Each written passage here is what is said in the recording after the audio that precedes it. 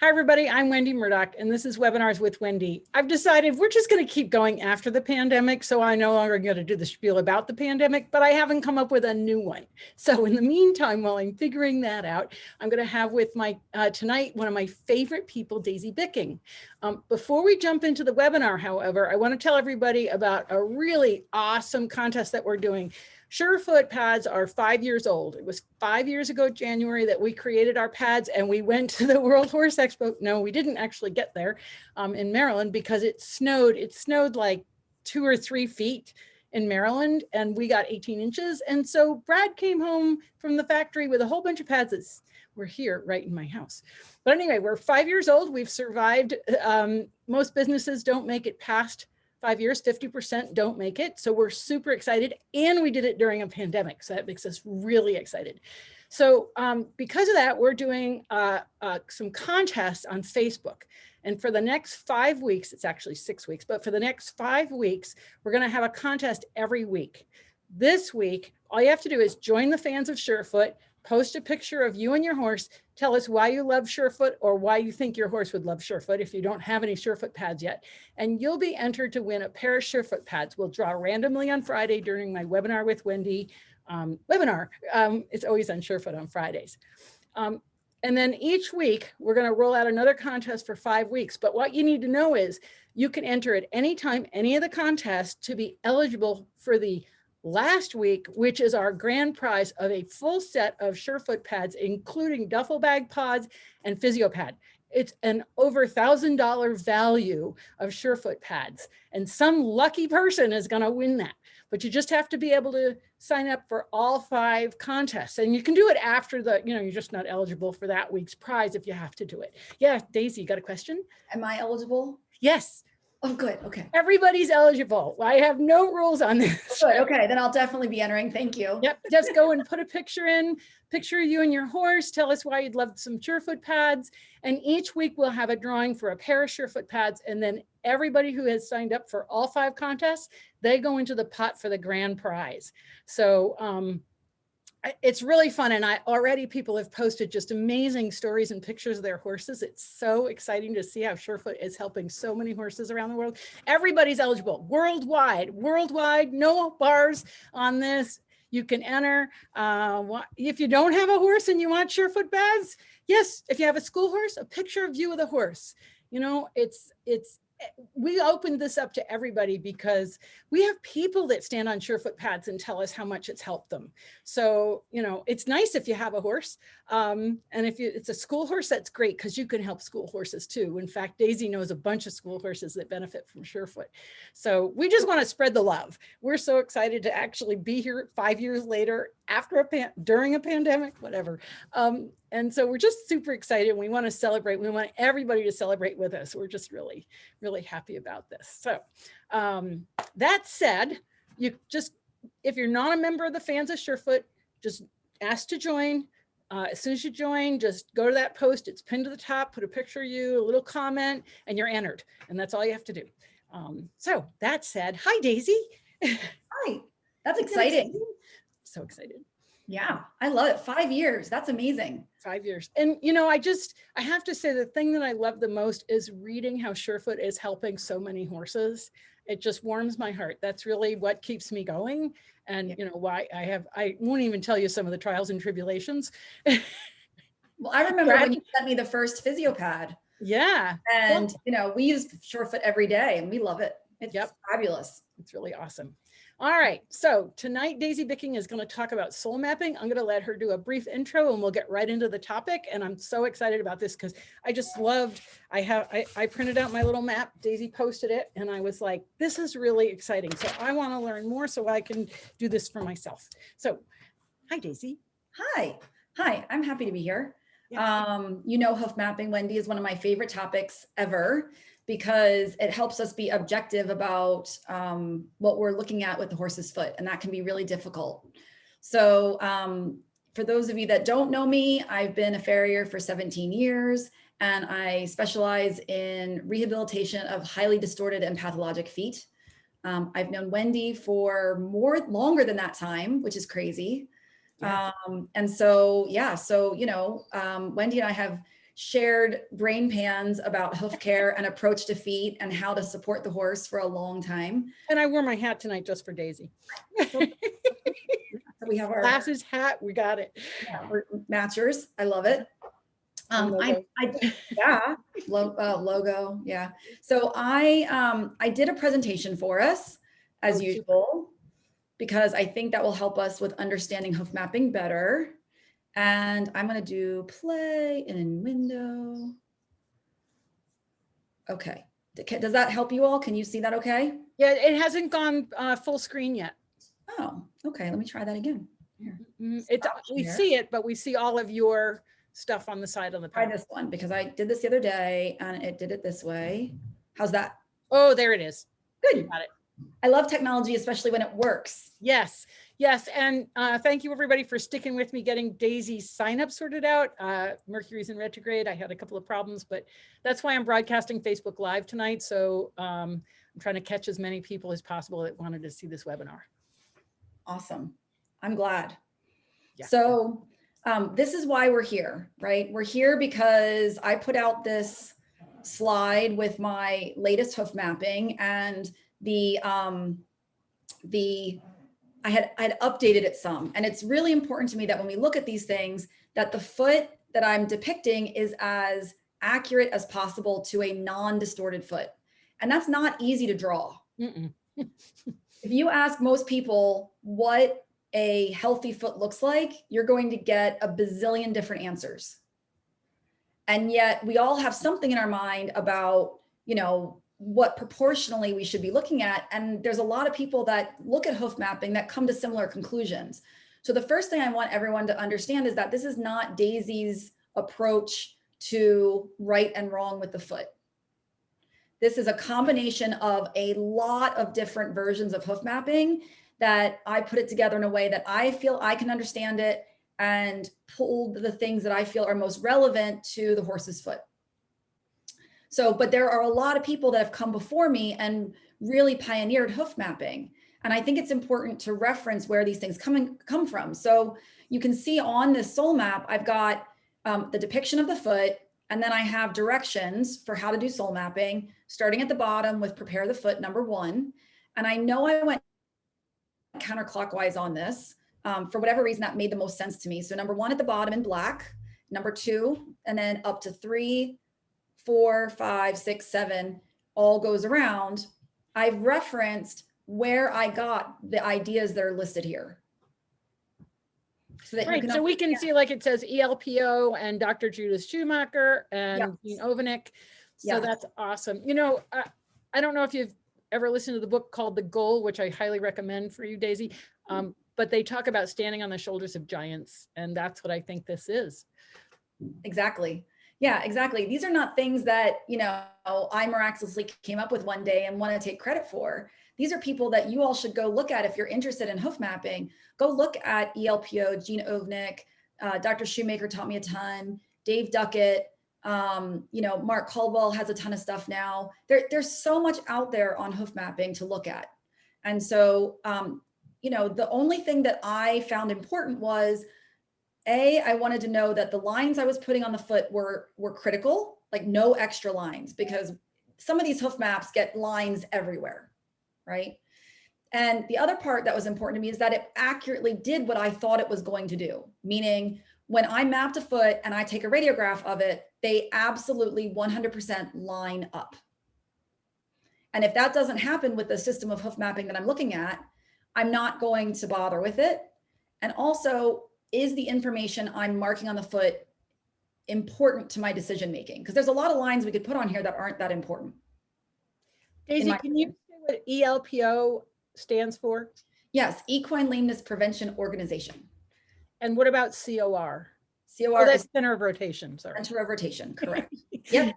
Yep. Now we're going to come back to this. So we don't have to go into this in great detail at the moment. We're going to come back to it. But I think it's important we talk a little bit about why hoof mapping exists, what it's telling us. And it gets some like flack in the hoof care world where people say, well, not every foot's the same. So how can we do hoof mapping because we're not going to trim them all the same?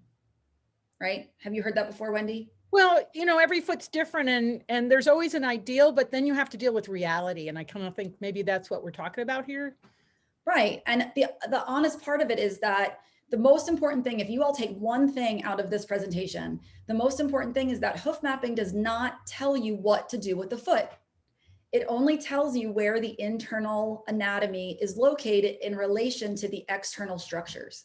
What you do with that information is entirely up to you. Got it. Hang on. Excuse me. Okay. Bless you. So, all right. So that being said, I wanted to draw one idea out to the forefront first. When you look at those 2 feet, is one of the 2 feet pictured here balanced better than the other? And how do you know? Well, I would say yes, but then again, I'm not, I think this is a trick question. Absolutely, it's a trick question, right? I mean, we obviously like one of these feet a lot better than the other, but I can tell you that they're both balanced beautifully. So one of the limitations of the kind of mapping we're talking about tonight, sole mapping, is that it is only 2-dimensional. Okay.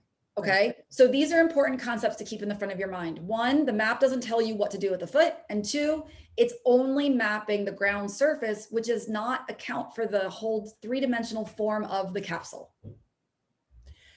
So Daisy, this kind of makes me think of when I did saddle pressure fitting with Joyce. She had a pressure saddle pad, right? You put it underneath the saddle, you saw where the pressures are. But it did not tell you what to do, because if you didn't look at the saddle on the horse, it could be giving you really, really false information. But it's important if you can take that and look at the horse. And I think that's maybe what you're telling us here, that sole mapping can be useful, but we still have to look at the foot. Well, right. And that's sort of an expanded topic of this, because what I've learned is that we have to map feet in 3 dimensions. So for the purpose of tonight's conversation, we're going to map the sole. We're going to talk about the benefits of sole mapping and what it can tell you and where you can go with that information. But in real world application, I think it's important to recognize that the horse is standing on a 3-dimensional structure that has to support its load through gravity and locomotion. Sole mapping isn't going to give you that whole picture. It's going to give you one piece of the puzzle. Okay. Okay. Got it. Okay. So we all have these different choices in front of us with how our feet are handled. And if we look at these bare feet, this isn't even adding in prosthetic devices like shoes of any kind or boots of any kind. We probably all have visceral reactions to these feet. Ones we like, ones we don't like, ones we think will function better, one that looks healthier than another. But in reality, they may all be very well balanced, because balance and looking at shape and form is more to me about the symmetry of the external structures in relation to the internal anatomy than it is about the exact type of roll on the horse's wall, whether the person trims the bars or not, whether there's a time to go up the wall higher with flare or put a square roll on a toe. Those are nuances of trim that have personal styles and have less to me to do with actual balance and whether you're doing a good job. And Daisy, ultimately, it's how that horse responds to the trim that you've done, right? Well, right, absolutely. And how do you know? Like, how do you make your value decisions, whether what you did today was a good job or a bad job, or whether, to me, my question is always, is that the best I could do for that horse today? Right.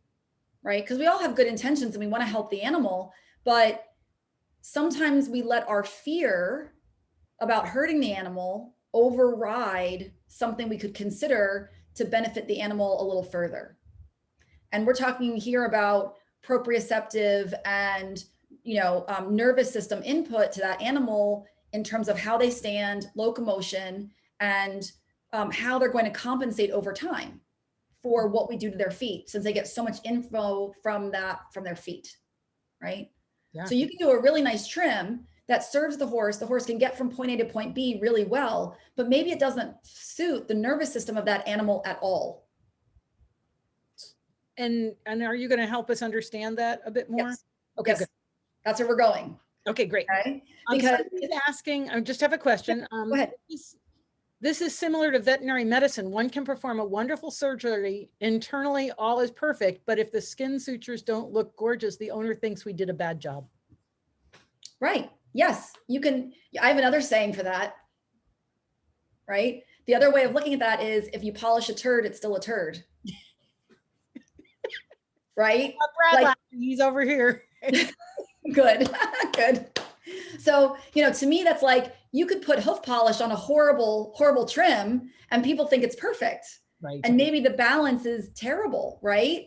Same analogy, the other direction. So absolutely, I agree with that statement. You know, it's about form to function, right? Okay. So feet like this, right? How would you know if you're on the right track? How would you balance these feet? So sole mapping is going to give us one piece of that puzzle really, really well. Okay, absolutely. And we have these types of people to thank for our methods of hoof mapping. I mean, you know, I learned about hoof mapping first from Dr. Shoemaker because she's my hoof care mentor. And she was using Gene Ovnick and ELPO style mapping. And I've studied a lot with them and they have so many wonderful things to offer us. But yet at the same time, in Gene's mapping is going backwards is the 4-point trim idea, which was Dave Duckett, Gene Ovnick, and Rick Redden. Mm-hmm. And then Dave Duckett's the one that helped us figure out Duckett's bridge and Duckett's dot. And that's like the core of almost any hoof mapping system is Duckett's work. I mean, we're really grateful that he did that. And then everybody has kind of springboarded off of that. You know, I learned a lot of hoof mapping from Casey LaPierre as well. He had his version. Martha Olivo, she loved mapping and doing diagrams, but look at all these lines that she would do. Yeah, it's a bit busy. A bit busy, right? What are you going to do with all this information? And then even Grant Moon, who is a more traditional farrier in the UK, he did a wonderful study on the value of hoof mapping. And these were some of the landmarks that he was looking at. So there's a lot of different ways to evaluate and assess these things. And they come from these wonderful people. And you should study all of them and decide what seems relevant to you. Okay, so a healthy foot to me is one that provides locomotion, has appropriate circulation, creates a stable support base through gravity, and provides proprioception. Okay, how do we give the horse that? That's the question. If you ask 10 people, what is a balanced hoof, they're going to give you 18 different answers, right? So how do we make qualitative and quantitative decisions? So hoof mapping is going to get us close. It's going to give us a big piece of that puzzle because it's the hoof's interaction with the ground. The sole side of the foot is what actually, it's like the tires hitting the road, right? Like you want good tires because that's what connects the entire car to the ground surface. Right. Right. So hoof mapping aids the hoof care practitioner as a tool that tells you where your external landmarks relate to your internal anatomy. It does not tell you what to do with the foot. And there are so many different styles. This is what I've kind of put together that helps me be accurate because of this, right? This works. The Fibonacci spiral. Oh yeah, it works. It works on the foot. And that's why we can do hoof mapping. That's why hoof mapping works, is because we're looking at ratios and proportions, not measurements. So just like Leonardo da Vinci's Vesuvian Man, right? He looked at the proportions and the ratios. This applies to the foot as well. And fractals and chaos theory. So if you're not familiar with some of this stuff, you should definitely study it because I find it so fascinating. And Wendy, you and I have talked a lot about this, about the repeating patterns in the horse, that when they have a brace one place, how many places will you find that in the horse? And what Surefoot is doing to me for the horses is helping them unwind that based on their own proprioception and integration to the ground, right? Yeah. Right. They can do it organically given the correct input to their nervous system. Right. Okay. So this is where, to me, hoof mapping isn't a, well, I could consider using hoof mapping occasionally if it seems like the foot is confusing. No, I'm using my hoof mapping, even if I'm not drawing on the foot every time, I'm using my hoof mapping with every single foot I touch. Because if I don't trim a foot or aim for these ratios, whether it's in one trim or over time, I am doing a disservice to that horse's entire nervous system. That's my core belief. Okay. Okay. So here we go. Hoof mapping. So the steps of this for the moment are not as important as understanding what relates to what and why. So I want to go through this briefly. And if you all have questions, put them in the chat And Wendy, feel free to, interject the way you do to help us make sure that everybody's following what I'm doing. Got it. Okay. So can you all see my mouse? Yes. Great. So one of the things that's critically important with hoof mapping is you need to be able to see through distortion. So a lot of this comes from ELPO, with where you're actually going to do a little bit of trimming and preparing the foot in the back half of the foot, especially on a barefoot horse. So we like to exfoliate the frog, look at the chalk in the back of the foot, and look at any flaps and really clean up where the back of our collateral grooves are, just so we can see. And then I like to draw a line down the midline of the foot. And then I'm going to go over to number 2. I'm going to start at the back of the foot and find where the reliable back of my foot is. If you have a distorted back of your foot, it can be really hard to see, like, where should the back be, right? You actually draw on the hoof itself? Can I, or do I? Do you? Yeah. Okay. So basically have your Sharpie handy. Have your Sharpie handy, have a ruler, have a straight edge. And I have a video that I can play if you want when we're going through all this, showing actually going through these steps. Yes. Okay. Okay. So you're going to find the back of the foot. There's 3 ways to do that. For me, I never ever want to decide on a landmark without having more than one corroborating piece of information that's telling me that that's accurate. Okay. So if you have multiple hoof distortions going on in your foot, it might be hard to figure out, well, where exactly is the center? That's why we have 5 ways to figure out where the center is. Just like we have 3 ways to figure out where the back of the foot is. Okay. So the 3 ways are the true back of the central sulcus, the back of the collateral grooves, and there's a spot on the frog where it turns to heel bulb surface, ground surface to heel bulb surface. Look at those 3 spots. That's going to be the back of the foot. Then if you don't know where your central sulcus is, like say you have a lot of thrush, we have a way of verifying our true central sulcus. Okay, this is pretty cool. And this is based on those Fibonacci spirals and equations on how all these ratios come together. So you can see this green line here where this arrow is on the side of the foot. Yep. That measurement from the about approximate widest part, junction sole to white line, to the bar swell here, we're going to get to that in the middle. Take that length. That is actually the same length as your central sulcus. Guaranteed. How cool is that? Guaranteed. It works 100% of the time. So Daisy, I mean, one of the things I did when I got your soul map was I took a photograph, one of the photographs of my horse's foot, and I started to draw these lines, which is why when I started doing that, I was like, I really want to talk to you about this. But that's a way we can practice figuring these out, because it's, just that simple measurement there. It would be nice to do that on a bunch of pictures and then make sure that that's, not so much convince ourselves, but get our landmarks down. Yes. The trick of that is you've got to have an accurately acquired picture. So as long as your photo isn't skewed in perspective, then you can take a picture of it. And I do that for people, where people will send me good photos that are taken at an accurate angle, and I'll mark them all up for them. Okay, so you basically need the camera parallel to the hoof so that it's not just distorted in any. Correct. Okay. Yep. If you're taking a picture of the sole, you want the face of the camera, or like your phone or whatever you're using, to be parallel and aim the lens at the center. Got it. Okay. And on the phones, you have to be careful because the lens is not centered on the phone. You got to make sure the lens is centered on the hoof. Correct. And Wendy, if you want to send me a picture of Al's foot, I will mark it up for us if you want. Oh yeah. Like, okay. So, like, yeah, whenever. Okay. Yeah, I will during this webinar, if you'd like, I can do that. I'll go find it. I got them. Okay. Can I move on in the meantime? Yes. Okay. So, so you can verify that central sulcus length. The cool thing about verifying the central sulcus length is if you double that length forward, it gives you your true frog apex, 100%. And that's over here in purple, verifying the frog apex. And these come from ELPO. These are great tips from them. So you can double the central sulcus length. So say you have a frog you suspect is running forward. Sometimes that makes the end of our foot look really short, but maybe it actually isn't. So we can verify where the true frog apex is with this measurement on the lateral side of the foot, and then doubling that length forward of the central sulcus. That gives us the true frog apex. Cool.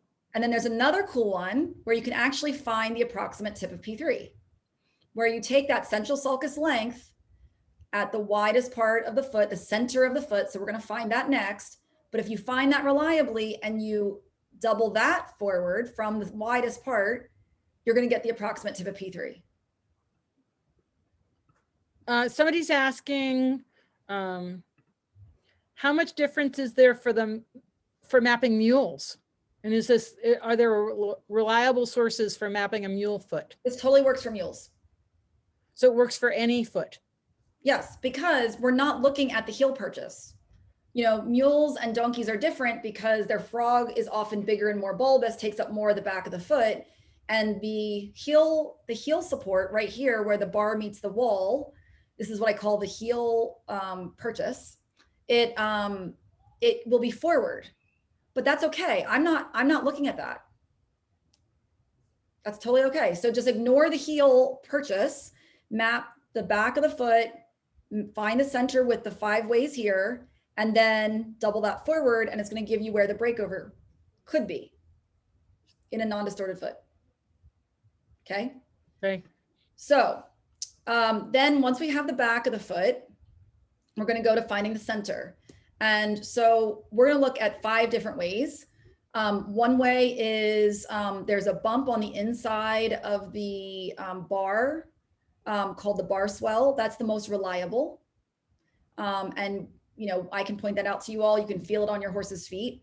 The end of the true white line of the bar here is another way. That's all right under the center. That's right under the COR. And then the widest part of the foot at the junction of sole to white line, not the wall, but the white line. And also a term I love, which is frog boob, which is this yellow here. That was given to me by Dr. Shoemaker. And this yellow is actually a very meaty part of the frog at the center that Dr. Bowker talks about protects the navicular bone. So it's on Duckett's bridge, and it actually is a weight-bearing like support for the navicular area and protective. Duckett's bridge is a new, I know Duckett's dot, but Duckett's bridge I'm not familiar with. Yeah, so Duckett's bridge is the center of rotation. It's this line here in the middle, and okay, it's the rotational center of the hoof capsule.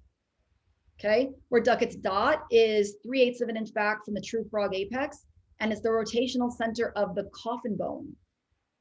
Okay. Okay, it's also the projection of the extensor process as it comes down on the foot. Okay. So we have another question. So if heels have been allowed to run a bit forward, this could be considered a distorted foot and different rules might apply, question mark? No, I don't. So to me, the heels being back at the widest part of the frog in particular is not the biggest priority. Okay. So I mean, that's just, to me, I don't consider these heels underrun personally. And if you're mapping, you're going to be mapping any foot, and you're just looking at the proportions when you get it mapped, right? So if it's a long toe, low heel foot with and you're going to see that your proportions are different than, say, a foot that's a little bit better trimmed, balanced. Right. And the goal is to have the heel purchase back as close to the widest part of the frog as possible, but that may not be doable on every foot. And so I drew these a little forward on purpose because, you know, when we look at three-dimensional mapping and balance, you know, the heel height is going to affect your pitch, which is your heel height, your palmar P3 angle. And that's a whole nother dimension of balance that's outside of what we're talking about tonight specifically, but is equally as important, which is why that, to me, those two things do not have to go hand in hand to have a balanced foot. Okay. That helps. Okay. So we can use 5 ways. If any one of these 5 ways or 2 ways is distorted in our foot, we can use the 3 other ways. So plenty of landmarks to look at. And you're going to find that multiple points are going to line up in about the same area. And you're just going to draw your line there. You're going to make a decision. These lines should be perpendicular to the center line. You don't want to follow distortion in this. We're trying to see through distortion. So if your whole foot, say, is twisting off one direction, you're not going to draw your lines like this crooked following that distortion. You're going to see through the distortion, and you're trying to draw a grid on this foot. So you know where the true center of this footprint is, regardless of what else the hoof capsule is doing in the process. Okay. Right. So then once you have your center, you're going to double that, this pink line here. You're going to take the length from the back of the foot to the center and double that forward. And that's going to be your 50-50 line, 50% heel support and 50% toe support. which is considered to be biomechanically neutral. Okay. Okay. No, it says here, this is not a trim line. I'm not suggesting that you just go hack the foot off at this place. That's kind of where hoof mapping gets misconstrued. I'm suggesting that you just know where your biomechanical 50-50 line is, and then you can make adjustments from there.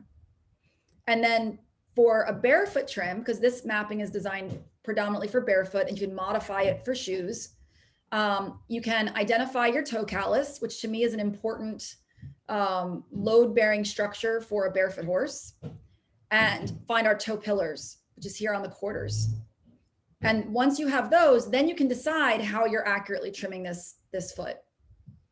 And wouldn't it be over time, if you keep mapping the foot and doing a trim and mapping your foot, you're going to see either your mapping is going in one direction or it's going in another direction. Yeah, it can be a great tool to see changes to the foot over time. Absolutely. And you might see changes in the foot seasonally.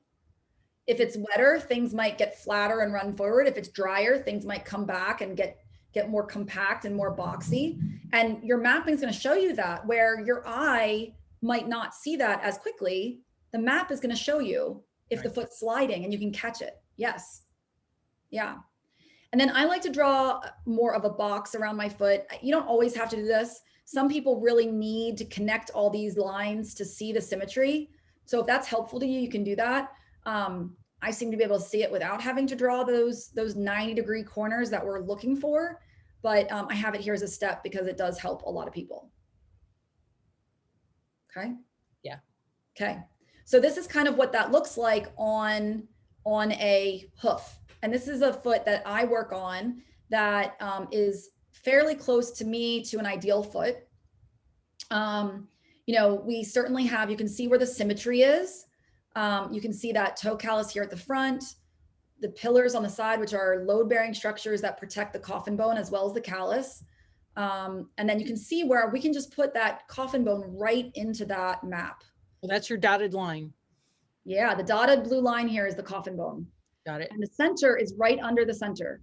So on the coffin joint, you're going to be right in this location if you're looking at the sole. If you're looking down on the bones proportionally, if that makes sense. Yep. Okay. And you know, so the pillars are located in the toe quarters. Your toe part of your foot is defined as going from pillar to pillar, which is like 10 and 2 on the clock. Right. Okay.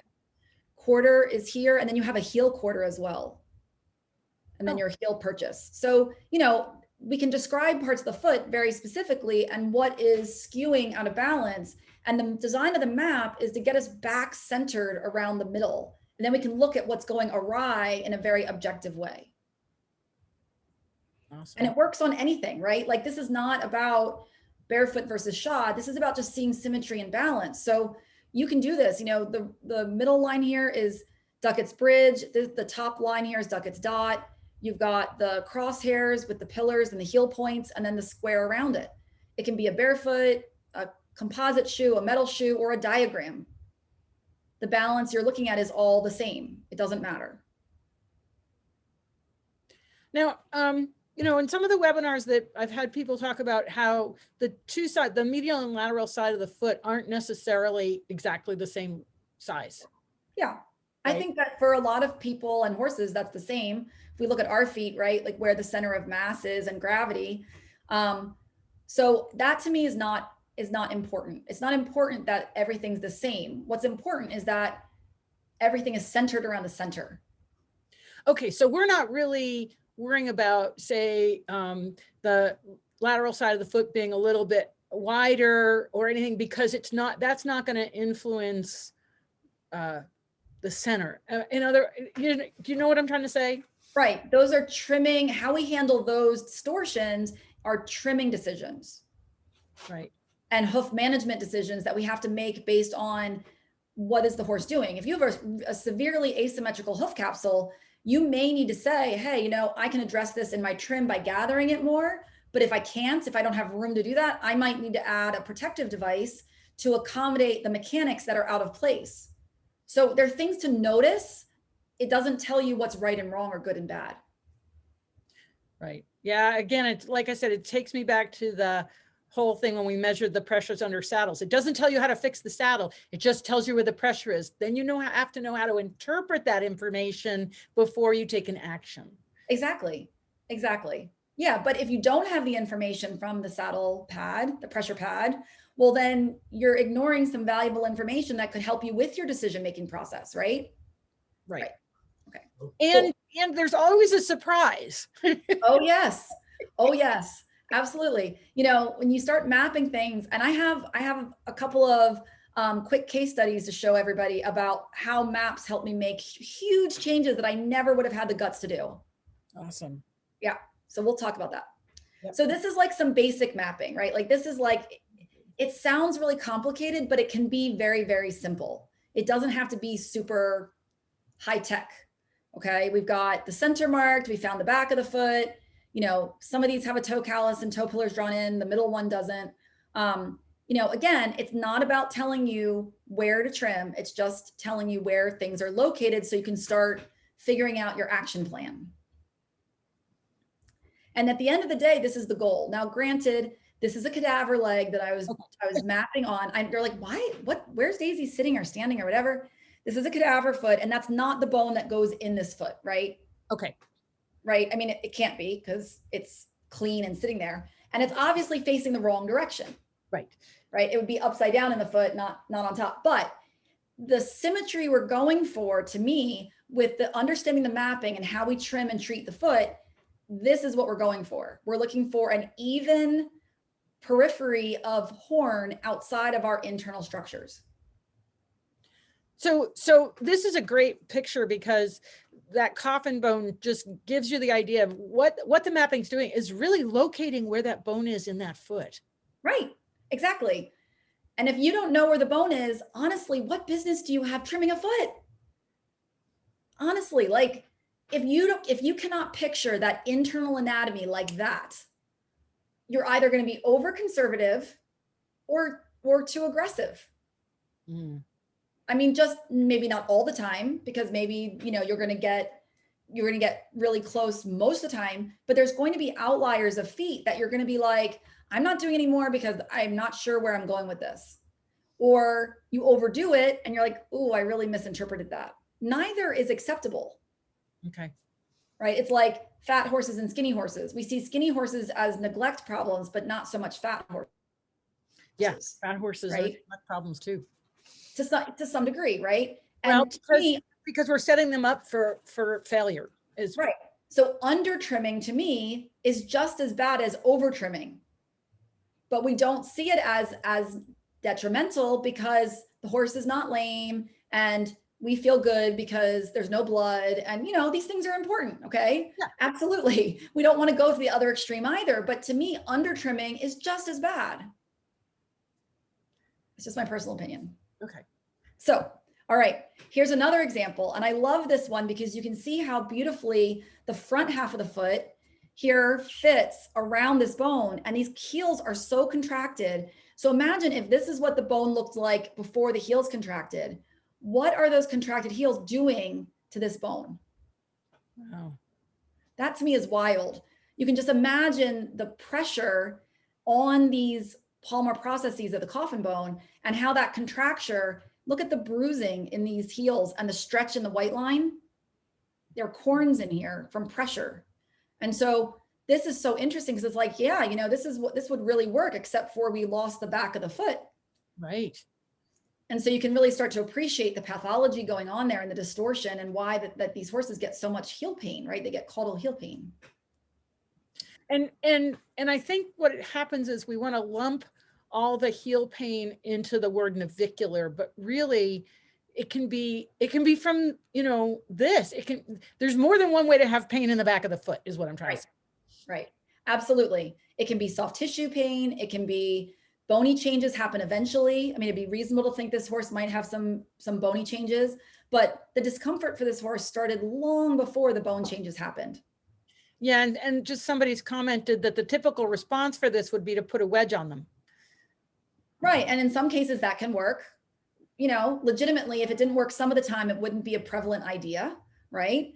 But, you know, no one cookie cutter response fits every horse's situation. And so that's where things like leverage testing can help us, and being able to build prosthetic with like glue and composites. You know, we like doing that because we can affect balance in different ways, and we can build, you know, fake digital cushion, and that can help these guys without a wedge. So yes, all sorts of things can help these horses. And Dr. O'Leary has corrected me and said that the term now is caudal heel pain syndrome. Correct. Yeah, correct. Okay. Yes. But because all those things fit together.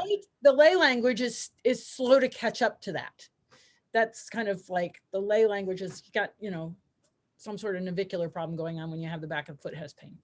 Right. Right. So it's interesting from the hoof care provider perspective, because a lot of times the owner comes to us and says, oh, my vet diagnosed my horse with navicular. And we have to say, okay, that might be the way the vet communicated it so that the owner understands, but I need some more information to know what's actually going on. So yeah, we have to translate sometimes from the lay language. No, but I just love the advancement in hoof care that's happening. I mean, it's like a renaissance. Yes, it really is. And it's also interesting to look back and see that some of this stuff was known before and we forgot it. Yes, that's right. It all kind of comes full circle, doesn't it? Yeah, it's a true renaissance, and it's really benefiting a lot of horses. I love it, with your help. Yeah. So this was just a demo I was doing for an owner on mapping a hindfoot. And I was showing her how even before I mapped it, I could see exactly where that bone was in the foot. And so I took this bone that was a hindfoot bone, because they're shaped differently, and I laid it there to show her where we were going with the map. And what I think is incredibly interesting is, you know, this is just the coffin bone lying here, and the short pastern would come up from here and the navicular bone would be behind. But this is exactly where that center of rotation is. And if you look at where that's lying on this foot, it's right over the center. Yeah. So, and I'm going to show you more examples of this. More specific. This is great though. This really puts the 3D part in when you start to lay that bone over the foot and help us see that.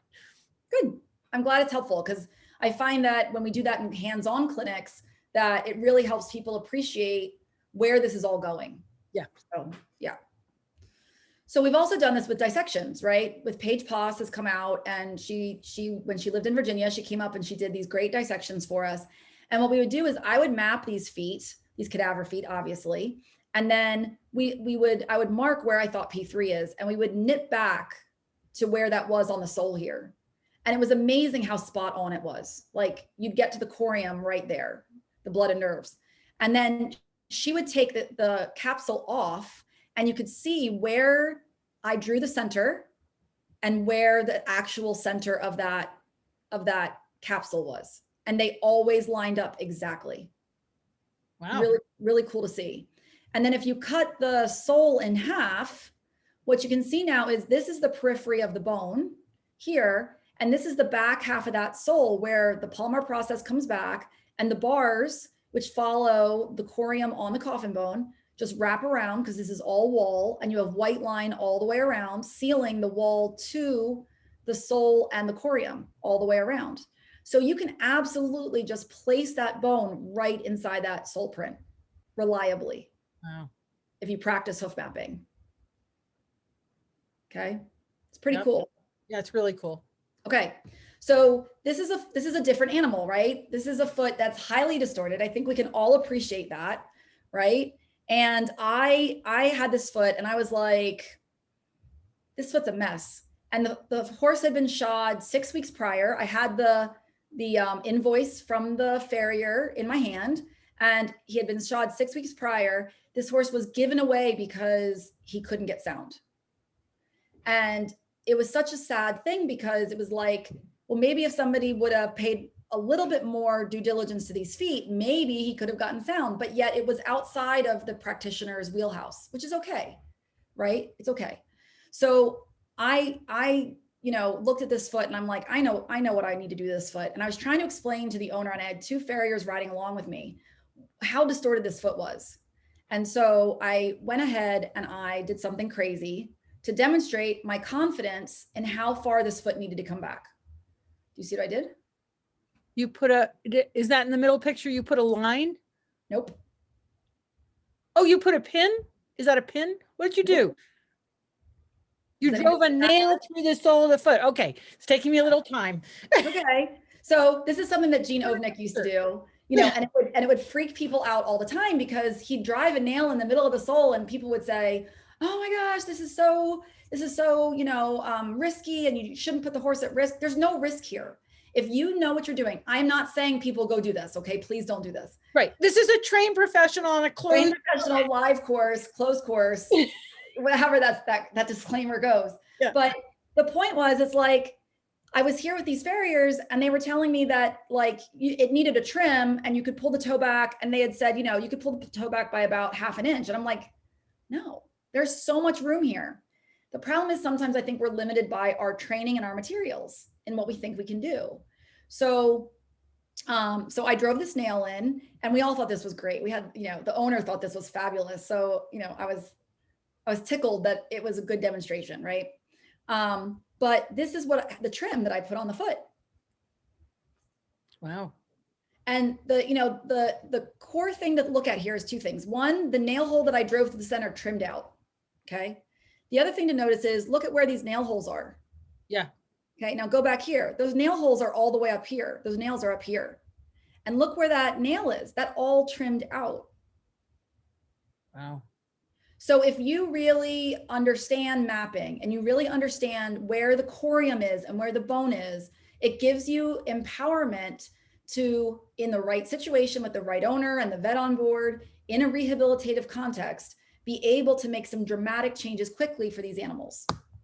So, and again, I just wanted the disclaimer, this is a trained professional who's been hoof mapping for a long time and used, you know, a lot of experience and knows what she's doing.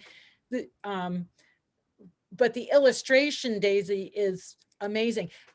Daisy, by any chance, have you mapped out that right-hand picture? This one I didn't include here, but I have one that's very similar. Okay. To show you. Is that yeah, but I can map it. Do you want me to map it? Yeah, that would be really fun. Okay.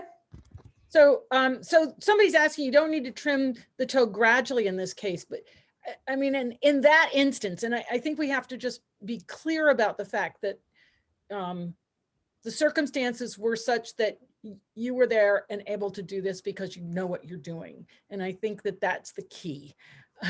Well, right. And the goal of me sharing this is to show you the potential of it. Correct. That's what I'm trying to say. Thank you. You said it much better than me. Oh, no, it's like, this is how powerful hoof mapping can be. But you have to know where you're going and know your landmarks. And obviously I can't exfoliate this foot right now, right? So I can't show you exactly where that is. However, I can get pretty darn close and I can show you where I estimate everything to be. Right. So back of the foot is back here, right? So I'm looking at my V dimple of my frog, the back of my collateral grooves, which I would clean this up so I could see where this is. Right. And then I'm looking at where the ground surface of the frog turns to the heel bulb surface. And ELPO talks about there's flat spots here at the back that you can actually feel on the frog where it turns. And so I'm estimating that's approximately. Okay. Keep in mind that if you're going to start mapping, you're always better guessing this line further back. Ah, okay. And the reason for that is because if you're doubling this proportion forward and you judge it too short, say you're 1/8 of an inch too short, when you double that forward, your line is off by 1/4 inch. Ah, okay. Because you doubled it. So you could justifiably bring that further back, but I think this area here is pretty reliable. And now I'm going to look at where my bar swells are. I can see my white line, or my bar is kind of distorted right here. Yep. But it looks like there's a bar swell and a bar swell and a frog boob. So I'm going to put my center line right about there. I think there is good. Okay. And then what's cool about Keynote is that I can bring this line in and it's going to tell me when it's exactly 50%. See that those yellow lines that jump in? Yeah. That's telling me those two distances are equal. Cool. So do this in Keynote. I like Keynote because it lets me do things, but it did take me years to learn how to do it to make it do what I wanted. So yeah. More power to you. But it doesn't have to be any more complicated than this when you know where your landmarks are. Plus, I told you that nail hole trimmed out. Right. Right. So, it works super well. And I can show you some other examples. How's that sound? Okay. Okay. Let me see. Let me stop my share because it didn't work that way last time. And I will Window, play. Okay, and now I'm going to share that screen. Go back to that presentation. Here we go. Can you see that okay? Yep. Great. Okay, so this is another example of a severely distorted foot that you can use hoof mapping to help you figure some things out. Okay, so Yeah. feet like this, obviously you should always have radiographs. Like even I wouldn't work on these feet without a radiograph. However, you can start figuring some things out based on your mapping. And what I wanted to know with mapping on this foot was where exactly is P3? Because even with a radiograph on this foot, it was difficult for me to see exactly where P3 was going to end up in this severely distorted foot, Right. which is a foundered foot, a chronically foundered foot. So I could map the shoe support, right? Because that was the ground bearing surface. And I could guesstimate where I thought my center of rotation was based on the end of the white line of the bar, the frog boob, some of these other landmarks.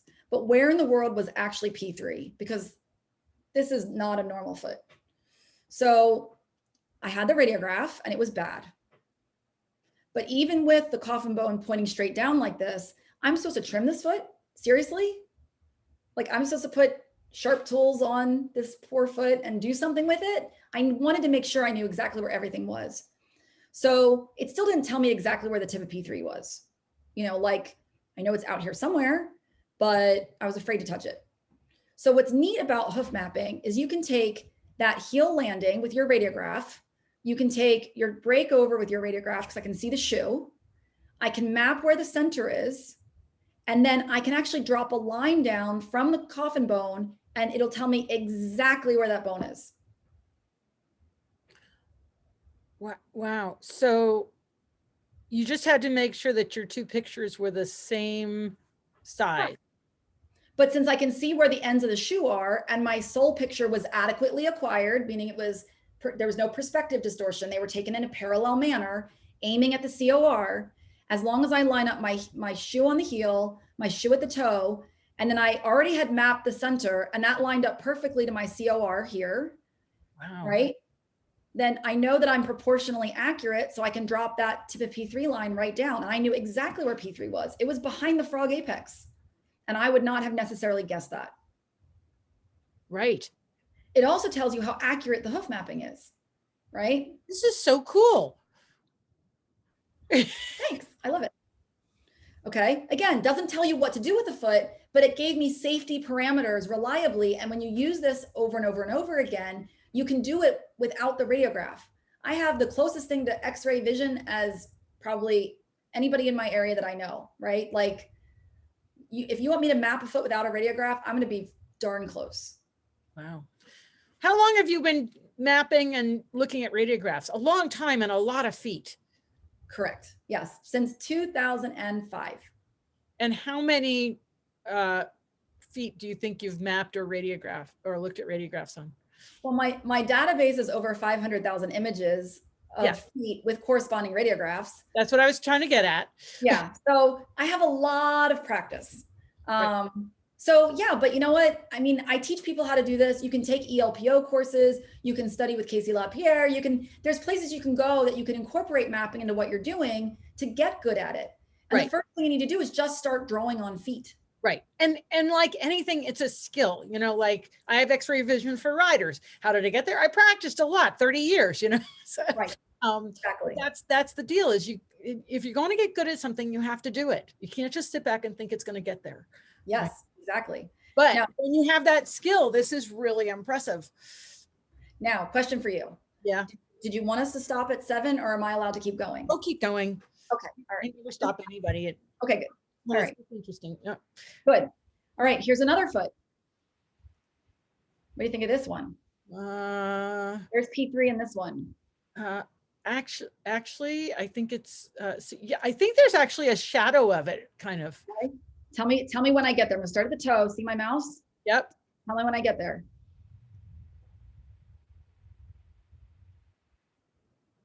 Somewhere there. Okay. Yeah, there's like a bruise there, isn't there? Yeah, there's a change in coloration and a funny little shape there. It almost, I mean, oddly, it looks like I can see the outline of it. Yeah, right.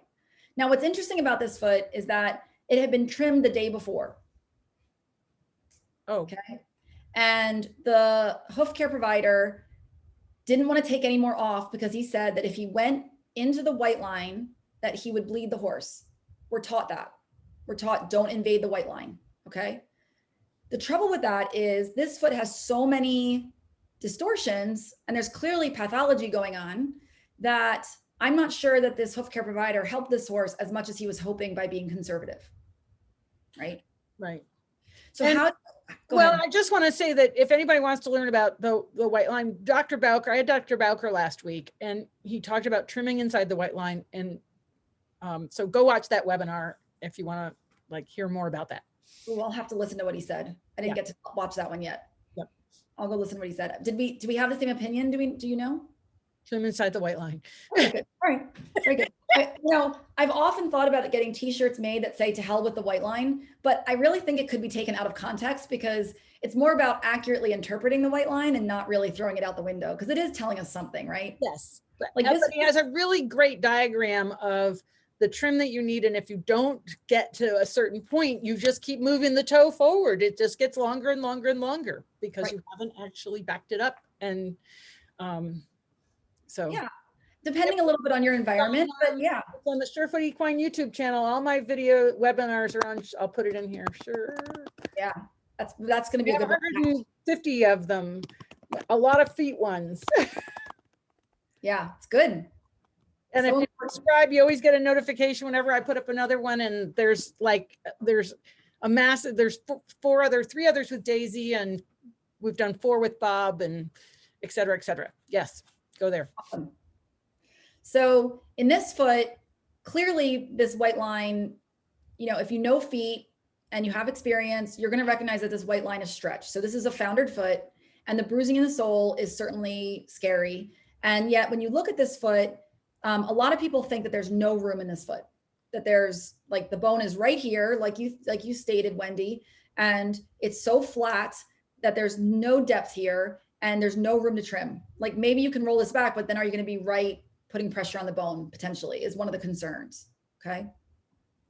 So when I mapped this foot, I looked at the back of the foot, I looked at where the center is, and I looked at how there's, 80% toe where we should have 50-50 support is the goal, right? So, it was clearly quite distorted. But is that because these heels are underrun? See where measuring the heels can be problematic? Mm-hmm. Yeah. Right? Because it's giving you a distorted idea. Really the true back of this foot is actually probably back here. Right. Okay. But even then, that's not going to get you to 50-50. Correct. Because look at this toe. Yeah. Who would have guessed that this horse actually has quite a lot of sole depth, and this toe is super distorted, but there's piles of toe here, piles of it. Yeah. So even if, let's say that I had been bold and I had said, I'm going to go behind this white line, but I'm worried the bone is right here, and I would have rolled it, say, to the back of this, like the edge of the sole here. Yep. That's here. Wow. That's not nearly going to be adequate, especially if, heaven forbid, you also lower the heels. Because if you lower the heels and you leave that toe all the way out there, now you just created a ton of leverage on the deep digital flexor tendon, and on a founded horse, that would be a very bad idea. Right. So be careful of good intentions, right? So get a radiograph, then you'll know. You'll just be like, oh yeah, okay, now I see, right? But again, here's how we can line this up. So let's say you have all this foot and you're like, well, I know that this is where that back of that stretched white line is, but how much further back? So you can do the same thing. You can see where the heel landing is. You can see where that breakover was approximately. There was a bit of a roll on that toe. And then you can see where the COR is, which lined up to where I had put it. And then you can drop the bone line down to the bone. At the frog apex is where the bone is. The bone's not up here where this bruise is. Wow. Yeah. Super interesting. Really, really interesting. I just think the combination of x-rays with sole mapping is really the way to go. Yes. It's a powerful combination because you can really directly translate, the idea is that sole mapping can get you close, but on anything that's too distorted, you really need to have a radiograph. Right. Yeah. Okay. So here's where I trimmed him. I don't think I would have had the balls to do that. Excuse me. The gumption to do that. Brad's laughing. Okay. Good. Oh, good. Oh, good. To actually do this without having the idea of hoof mapping, even with the radiograph. So somebody's saying the bruise grew forward with the stretched sole. Right. Correct. And Yes. then somebody else is saying, Dr. O'Leary again is saying, it's so hard to convince my clients to order foot radiographs. I think all horses should have them annually. And if you watch Ann Ramsey's webinar that we did, she talked about having those annual radiographs. That if we could start to educate people that could be something that's just, you know, standard, you get your spring shots, you get your x-rays, you know, radiographs, so that we have them, but it's education. It goes back to education. That's why we're doing these webinars. Somebody's asking, how did you line up your radiograph with your photograph without the shoe? Oh, it's a good question. You mean this picture here? Yeah. Because, well, you can see where the heel comes down and ends. I know it's blown out and it's a little hard to see the way I have it lined up here because it's not very big, but you can see where that heel comes down. So that's pretty accurate. And then, you know, I judged the toe, and yes, maybe this could have been a little bit smaller or a little bit bigger, but I based it based on the center being accurate. And what I figured was I have a little bit of perspective distortion in my toe here because it's rolled. So it's going away from me. So the fact that my toe line didn't actually line up with the exact end of my foot didn't bother me because the back was pretty clear and the center was matching. So you used 3 actual landmarks to line it up. Correct. Yeah, correct. So, and look, here's the thing you have to keep in mind. Let's say that I had judged that the bone was out here under this 80%, which is backwards, mark.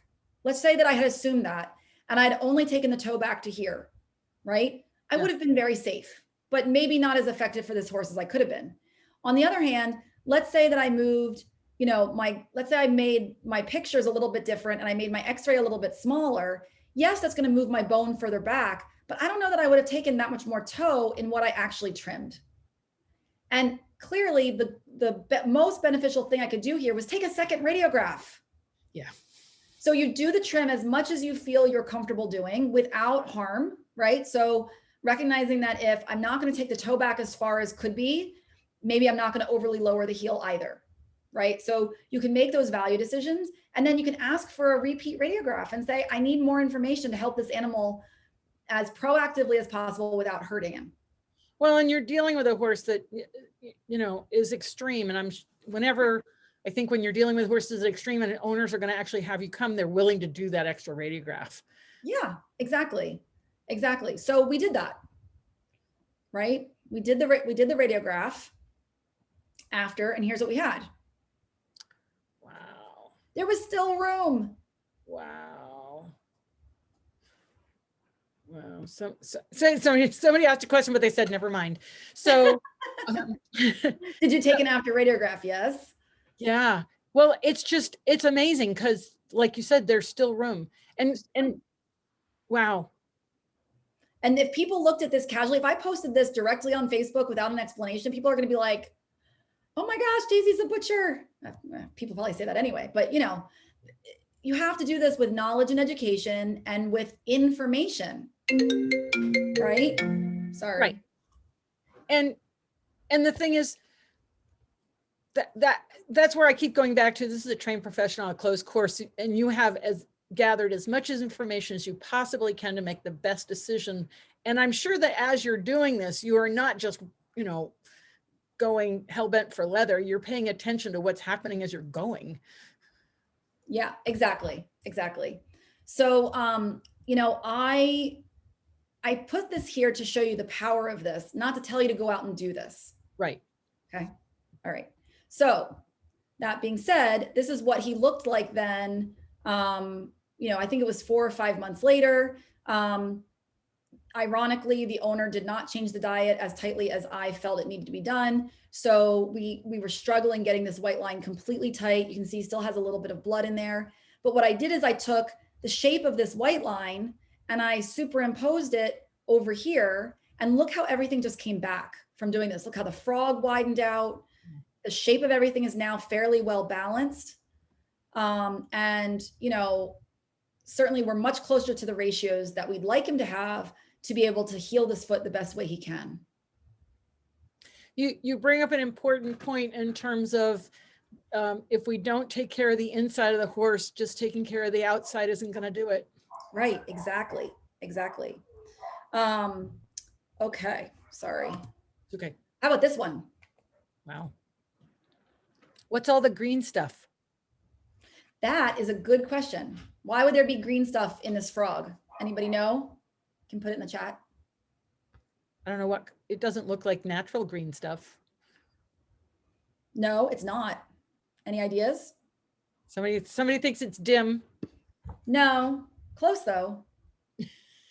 So what kind of foot is this? What does this look like? A distorted foot. Good answer. Yes, good answer. So yeah. So this is a low heel, long toe horse, right? That had caudal heel pain syndrome. And the vet had put Play-Doh around the frog to do a navicular series. Okay. So I was given some radiographs on this horse, but this horse was down and had to be blocked to get up. He was so painful in these feet. And I'm sitting here going, okay, where can I trim this foot to and how can I help this horse the most? Right. So this was his radiograph. Now I was given this chopped off radiograph and I walked into the barn and the vet said, Daisy, don't give me a hard time about the radiograph. The horse can barely stand, even blocked. He's having a hard time. I'm by myself and I did the best job I could. And she said, and I know that you have everything that you need from this radiograph. So don't give me a hard time. And I'm like, no, ma'am, it's fine. It's great. Got it. Okay. And she was right. I had everything here that I needed. I didn't know exactly where the toe ended on the radiograph. And part of his heel was cut off, but I could see where the important structures of my foot were, the balance of my bone, where my sole depth was, what kind of, corium shape I was dealing with, and what was going on in the rest of the balance. So I had enough information that I could make some value decisions. What was cool about this though, is in hindsight, I was able to use this idea of mapping because I did map him, right? His heel landing was right under the center. That's how underrun these heels were. Wow. Okay. And then, I could look at, okay, so his heel landing is back here. Here's the bone right here, drop a line down. And then I could project the toe forward and say, oh, well, there was the relative amount of toe that I had. So I actually could extrapolate a little bit more about what was going on with this horse.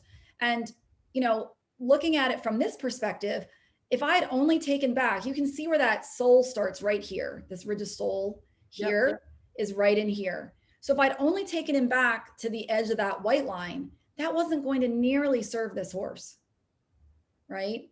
But if I mapped him where I wanted to bring him back to, put a line here at the back of the frog, looked at where the center was over the center, and then doubled that forward, it would have given me a much more accurate idea of how distorted and run forward this foot was, right? So this is where I was able to trim him to. Wow. Now, a lot of his problem was toe height, and this is why just sole mapping isn't enough, okay? Right. But it did tell me where the bone was and where the corium was, so I knew I had room in my toe. And there's clearly a lot of chalk and exfoliation here, so you can explore that a little bit when you have this kind of room, and it gives you some idea of how much wall length you can bring back and where the true white line is, because that white line, you can see it right here. This is a pretty good radiograph, and you can see right here that going forward. So, the idea of this is that you need to change not only the length of the toe, but the height of the toe as well. And that's how we got to here in one trim. So we had some questions about this one. Somebody's asking, what is the ideal P3 palmar angle? 5 to 8 degrees. Okay. And this is a back foot, right? No, this is a front foot. This is a front foot? Yes, this is a front foot. Oh my goodness, I thought it was a back foot. Which was crazy. These are front feet. Yep, he couldn't stand up. There's that kind of bull nose you see in back feet commonly, but I don't think I've ever seen that in a front foot. Right. So it's important to keep in mind like that what the distortions can do, right? So looking at distortion grading, which is another thing that I love, a bullnose is something that I list as occasionally on a front foot. Usually it's a dish, but it can still be a bullnose. Interesting. Okay. All right. Let me go back to the chat because there's, so can a negative plantar angle, but we might just say plantar or palmar angle, correct itself with proper balance, trim, and time and nutrition? Well, that's what I was able to do in one trim. I changed his palmar angle by 8 degrees. Wow. How did he walk off? He was still blocked a little bit in the moment, but I got a call from the owner 4 days later that he was cantering in the field, which was crazy because I really didn't think it was going to be enough with all of his joint problems here. I really didn't think that this was going to be able to be enough. But if you can get that toe back and get the balance back, his foot continued to improve. I don't have a follow-up set of radiographs, but he grew more heel. The digital cushion got stronger. Frog got stronger. His alignment got straighter, and he just got sounder and sounder. One of the amazing things is for me is that if we just alleviate the pressure, the horse can heal. I mean, it's just exactly. And so that's why, to me, understanding these concepts and aiming for these things in my hoof care work is core.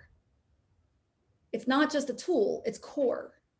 Right. Okay. Wait, go back to that picture because just go through that again because these combo pictures to me are really help. Not the well. Okay, start with the before and then go to the after. Well, I was just going to remind everybody where we started here. So the heel purchase is underrun all the way to the COR, right? We've got this severely broken back hoof pastern axis with a negative 8 degree palmar P3 angle. Okay. The tip of the bone, you can see on this radiograph, it's a good radiograph. You can see where that frog apex comes around here. And that's exactly where it lined up on the sole map. Okay. So really accurate there. And then you can even see where the edge of the sole is, down here, and where the apparent breakover would be. But if you're just looking at this foot, you're going to be like, oh my gosh, there's so much here. Where do I even start? And you might get some of it back. I'm sure most people would be able to do that, but could you get enough of it back to make this much of a difference? Where we got the back of the weight-bearing surface of the heels is much closer to the true back of the foot, right? The center, this is still way too long. But the other thing to notice on this horse is that this horse has a very long percentage of P3 in front of the COR compared to these like non-existent palmar processes. So this is a horse. I want you to go back again. Heather O'Leary. By the way, Heather, Rachel says hi. Hi, Heather. Go back to which one? Go back to the before. Okay. Okay. What was your question, Heather? Okay. So we're at the before again, Heather. Let me know if there's anything else you want. And then go forward to the after again. Yep. So our palmar angle is, no, just wanted to see it again. Okay, got it. So 0 degree palmar P3 angle. So I increased it just in the trim 8 degrees. And I don't think that's a problem because we're reducing leverage. If we were increasing leverage by an 8 degree change, I think that would be a huge problem. But people ask me all the time, do we need to make these changes slowly because the soft tissue has to adapt? Well, not if you're reducing leverage. Not to me. I mean, it's no different. Like horses stand uphill all the time and then they can go downhill and they adjust and they adapt. And if you're dealing with a foot that is compact around the internal structures, they can tolerate a lot of those variability of changes. So to make a change reducing leverage, I think is fine to do it quickly. Of course, I'd always recommend that you, back off your athletic expectations of the animal for a while, just so they can finish adjusting. But, this is consistent type of work for me. Yeah, you pretty much at this point only deal in really severe cases, right? Oh, you're so funny, Wendy. People say that about me all the time. 70% of my work is normal barefoot trims. Okay.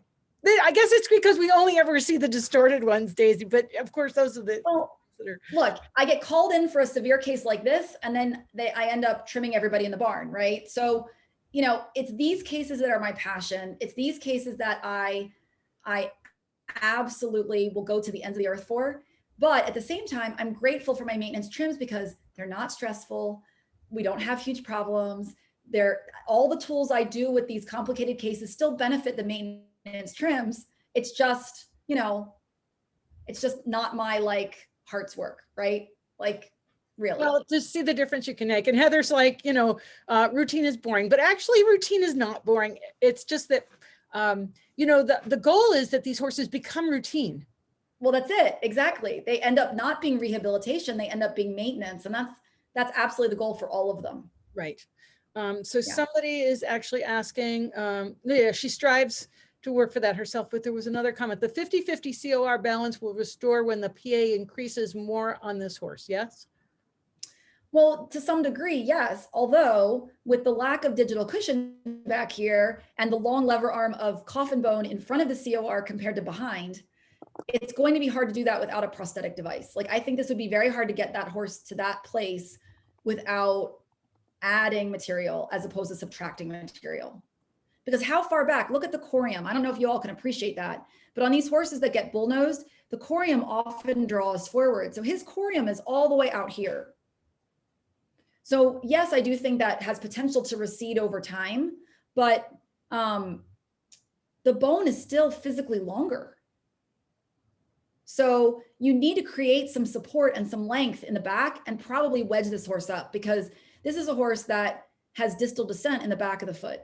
And you know, how much digital cushion due to gravity we can shove back under there. Think about Dr. Bowker talking about the fibrocartilage and how it breaks down and it doesn't regenerate. You can build more mass of digital cushion, but not with the resiliency of the CPLs.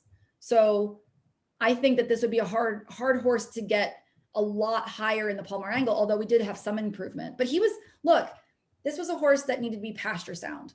He was not ridden clearly with all of this arthritis and navicular change. He was not a performance animal. I kid you not, he lived on a hill like this. Oh, wow. And he was sound. He could tolerate those leverages on his joints, and he would walk, trot, canter all over this huge, beautiful pasture. And he was happy and comfortable. And that's what he needed to do. So we could have put shoes on him. I did talk to the vet about that. And she's like, he's fine the way he is. You know, he doesn't need all that intervention. If he's happy this way, we're going to just do the best we can for him every time I come to trim him. And he did great. You know, in Dr. Bowker's talk, he's talking about how when you get these long toes and how it pulls on the periosteum, you start getting bone laying down, and it actually changes the shape of the coffin bone. And so, you know, there's a limit to what we can do if the bone itself is remodeling. Yes, the bone can remodel in back, but I think we have to recognize that there are limited time for one. You know, how long is it going to take for that? This horse was, at this point, is 18 years old. Yeah. So it took him 18 years to get here. How much time do we have to try to reverse this process? Right. And in his case, just making him comfortable, which you obviously did. It was good. It was good. So for the sake of time, I did put some in here about looking at three-dimensional balance, but I want to ask you, Wendy, what do you feel is the most valuable to people? Do you want to do Q&A? Do you want me to show a video of just a basic mapping or a complex mapping?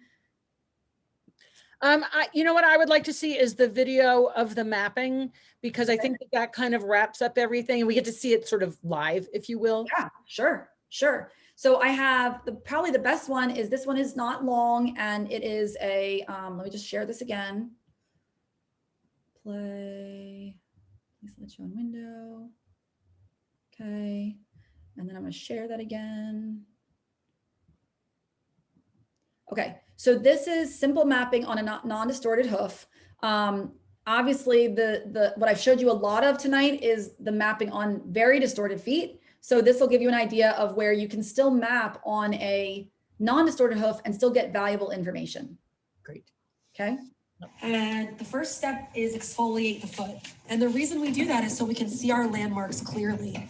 On this foot, I'm going to trim the bars, really any foot actually. Trim my bars, make sure my frog is fairly centered, and I can see the back of my collateral grooves clearly. On this foot, that's fairly easy. And on a barefoot horse especially, I'm only going to exfoliate from about the center of his foot back. I'm gonna leave all the protection in the front of his foot. Never sent my knife I wanna back. see where the end of the I bar know. truly lies. I owe you a knife. Because one of the most reliable landmarks is the bar swell, which is where the termination of the bar is. His frog, though, looks pretty tidy. There's just a couple little flaps here that will clean up.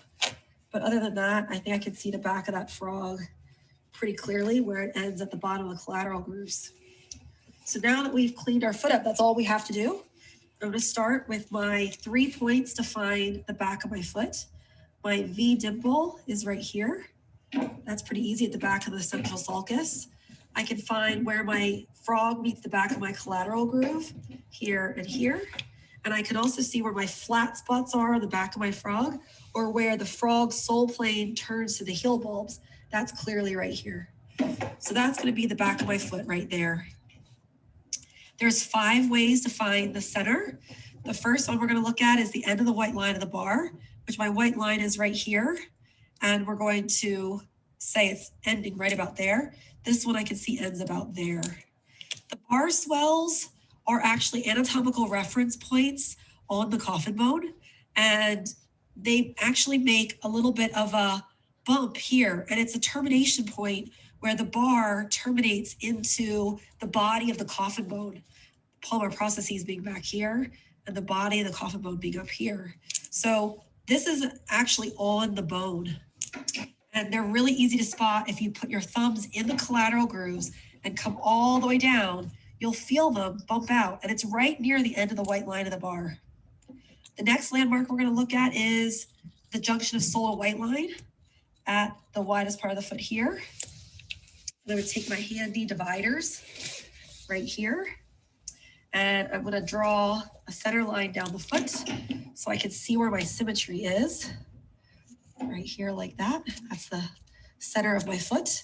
And I'm going to go parallel to that and look at where the tangent on the arc is, where the furthest point out, that's the widest part right there. And then if we go to this side, right there. The next point I'm going to look at is the frog boob. The frog boob is actually an anatomical landmark on Duckett's Bridge.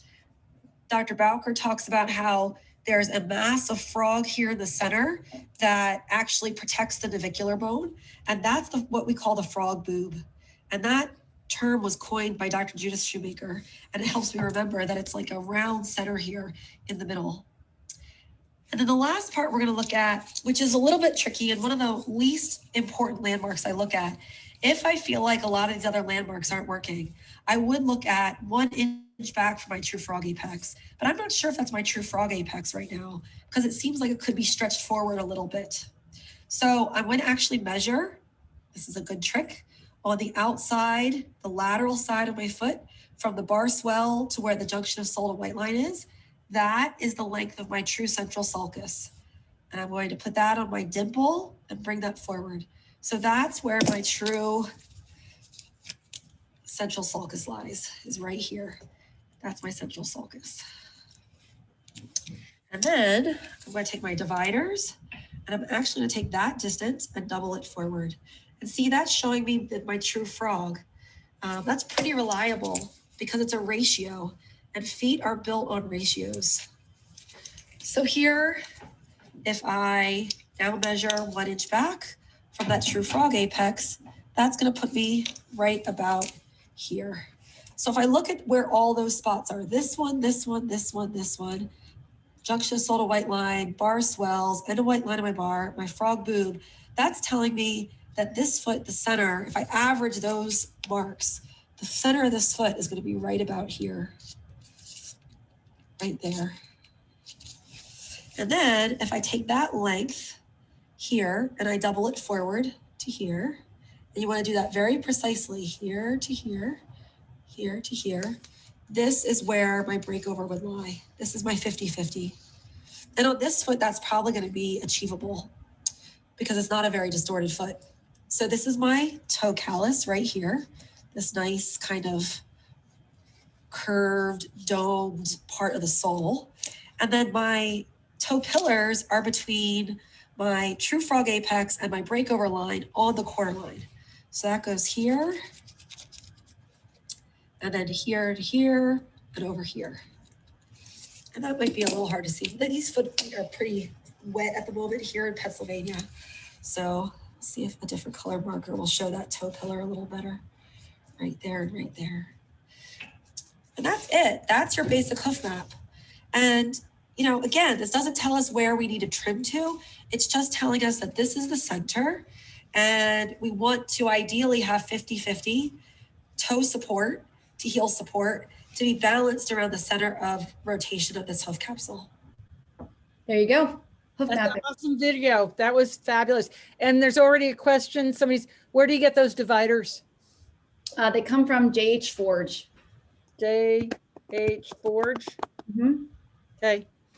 Yep. And where do you get the pink markers? Ooh, Sharpie paint markers. Amazon.com. They're great. It's a paint marker. The Sharpie paint marker. Oh, and I they haven't come in all different colors. Okay, I love Sharpie. Awesome. Daisy, that video was the perfect thing to wrap this all up because it just Good. all the ideas and put it together into one neat little package. I so appreciate you playing that video for us because that's exactly what I needed to see at the end there. Good.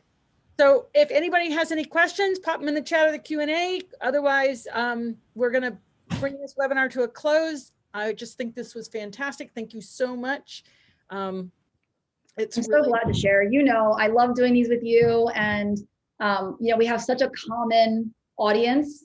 You Yes. know, our extended family of horse lovers is so synergistic. And I just love that. So thank you for the opportunity, Wendy. Oh, you're welcome. It's great. And I'll call you again sometime. So Okay. we'll do it again. It's been fantastic. And stay safe with the snow. And thank you everybody for joining us. And then I think our next webinar is Wednesday with Joyce Harmon. We're going to talk about equine ulcers. If you're having trouble with that sign up, just pop me an email and I can send you the link. I think we got it sorted out now. We had a little problems, but I think we got it sorted out. All right. And remember to go to the Fans of Surefoot page and post a picture of you and your horse because you'll be entered to win a pair of Surefoot pads we'll draw on Friday. Thank you everybody for joining me. And thank you again, Daisy. It's been a pleasure. Great to see you. Thanks, everybody. See ya.